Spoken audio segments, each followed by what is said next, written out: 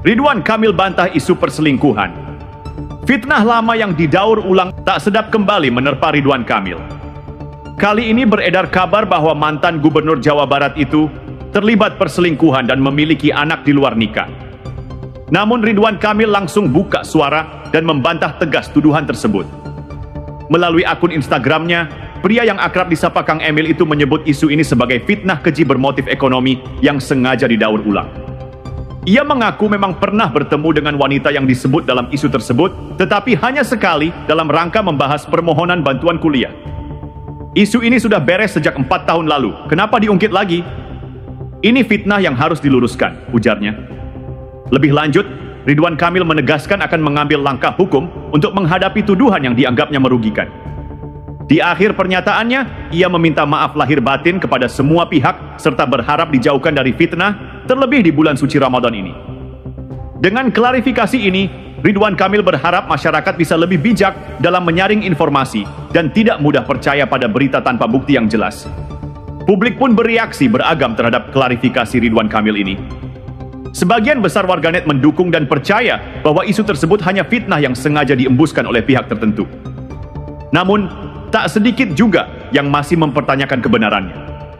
Beberapa komentar di media sosial menunjukkan simpati terhadap Kang Emil, terutama karena isu ini muncul di tengah bulan Ramadan. Semoga Pak RK dan keluarga diberi kekuatan, fitnah zaman sekarang memang kejam, tulis seorang warganet. Ada juga yang menilai bahwa langkah hukum memang perlu diambil agar kasus serupa tidak terus berulang. Di sisi lain, ada pula yang menganggap klarifikasi ini belum cukup menjawab semua pertanyaan.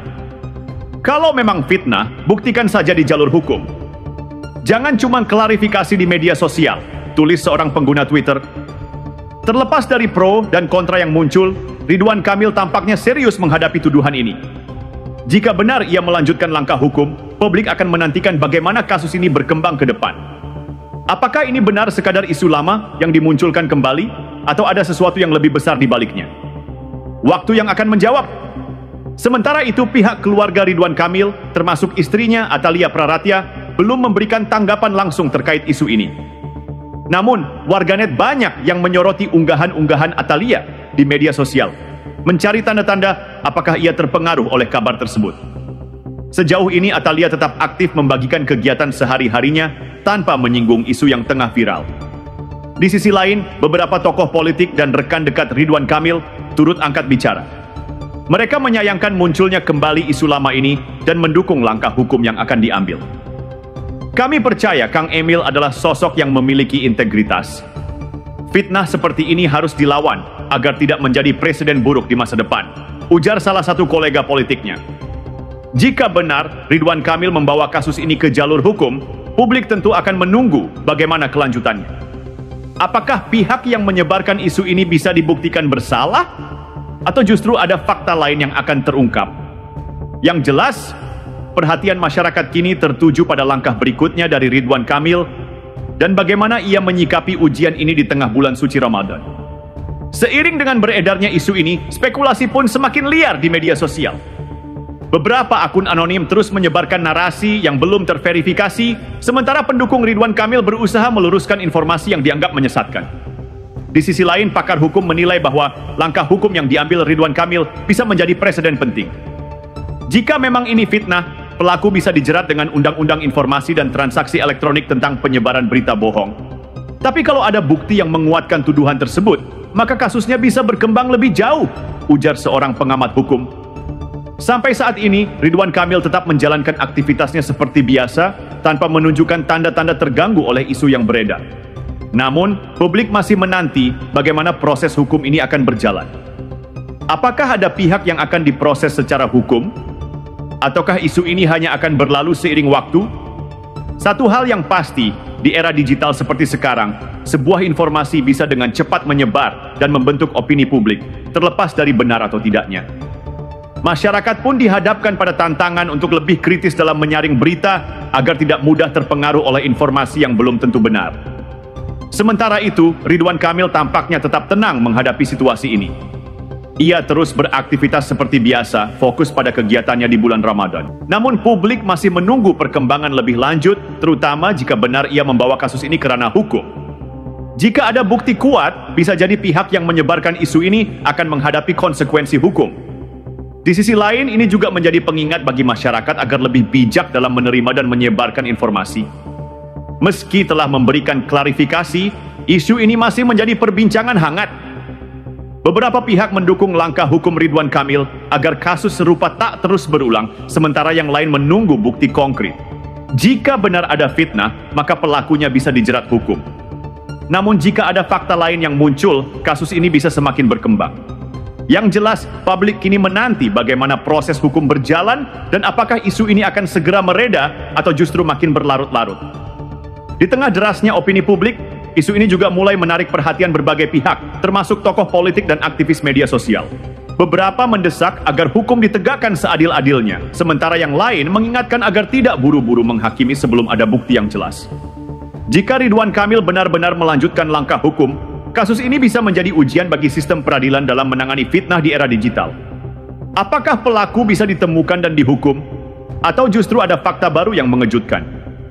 Sementara itu, warganet terus memantau perkembangan, mencari celah dari setiap pernyataan dan bukti yang beredar. Jika kasus ini tidak segera dituntaskan, bukan tidak mungkin isu ini akan terus bergulir dan menjadi bahan spekulasi panjang. Di sisi lain, ini juga menjadi pengingat bahwa berita di media sosial tidak selalu bisa dipercaya begitu saja. Masyarakat diharapkan lebih kritis dan tidak mudah terpancing dengan isu-isu yang belum terbukti kebenarannya. Pada akhirnya, waktu yang akan menentukan kemana arah kasus ini. Apakah akan berakhir di pengadilan? Atau hanya menjadi sensasi sesaat yang perlahan menghilang dari perhatian publik? Semua mata kini tertuju pada langkah berikutnya yang akan diambil Ridwan Kamil. Di tengah dinamika yang terus berkembang, publik masih menunggu langkah konkret dari Ridwan Kamil. Jika benar ia membawa kasus ini ke jalur hukum, siapa yang akan diproses? Apakah hanya individu yang menyebarkan isu atau ada pihak lain yang terlibat? Di sisi lain, spekulasi di media sosial belum mereda. Ada yang mendukung penuh klarifikasinya, tetapi ada pula yang masih meragukan dan menuntut bukti lebih lanjut. Perdebatan ini semakin memperlihatkan bagaimana opini publik bisa terpecah ketika berhadapan dengan isu sensitif. Para pengamat menilai bahwa cara Ridwan Kamil menangani isu ini bisa menjadi contoh bagi tokoh publik lainnya. Jika ia berhasil membuktikan bahwa ini murni fitnah, langkah hukumnya bisa menjadi peringatan bagi penyebar hoaks agar lebih berhati-hati. Namun, jika ada celah dalam klarifikasinya, bukan tidak mungkin isu ini akan terus berkembang dengan narasi baru. Yang jelas, isu ini menjadi pembelajaran bagi semua pihak tentang pentingnya verifikasi sebelum mempercayai dan menyebarkan informasi. Di era digital, fitnah bisa menyebar dalam hitungan detik, tetapi membuktikan kebenaran butuh waktu yang lebih panjang. Kini, publik hanya bisa menunggu bagaimana kasus ini berlanjut. Apakah Ridwan Kamil akan benar-benar membawa pelaku ke pengadilan? Ataukah isu ini akan perlahan mereda dan terlupakan seperti banyak kontroversi lainnya? Jawabannya ada pada langkah berikutnya yang akan ia ambil. Seiring waktu berjalan, perhatian publik terhadap isu ini masih tinggi. Setiap pernyataan Ridwan Kamil maupun pihak terkait selalu menjadi sorotan. Sementara berbagai spekulasi terus bermunculan di media sosial. Jika langkah hukum benar-benar ditempuh, publik tentu akan menunggu perkembangan lebih lanjut, termasuk siapa saja yang akan diproses. Sementara itu, Ridwan Kamil tetap menjalankan aktivitasnya seperti biasa. Ia tampak berusaha menjaga ketenangan dan tidak terprovokasi oleh isu yang beredar. Namun, di era digital seperti sekarang, membiarkan isu menggantung tanpa kepastian hanya akan memperpanjang perdebatan. Bagi sebagian masyarakat, kasus ini menjadi pengingat bahwa informasi di media sosial tidak selalu bisa dipercaya begitu saja.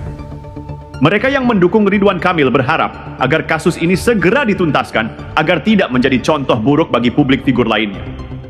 Namun, di sisi lain, ada juga yang menunggu bukti konkret untuk memastikan siapa yang benar dan siapa yang salah. Jika tuduhan ini memang hanya fitnah, langkah hukum harus benar-benar ditegakkan agar tidak ada lagi penyebaran berita bohong yang bisa mencemarkan nama baik seseorang. Kini, semua mata tertuju pada bagaimana Ridwan Kamil akan melanjutkan langkahnya. Apakah ia akan segera membawa kasus ini ke ranah hukum? Ataukah isu ini akan mereda seiring waktu? Yang pasti, publik masih menanti jawaban yang lebih tegas dan langkah nyata untuk menyelesaikan polemik ini.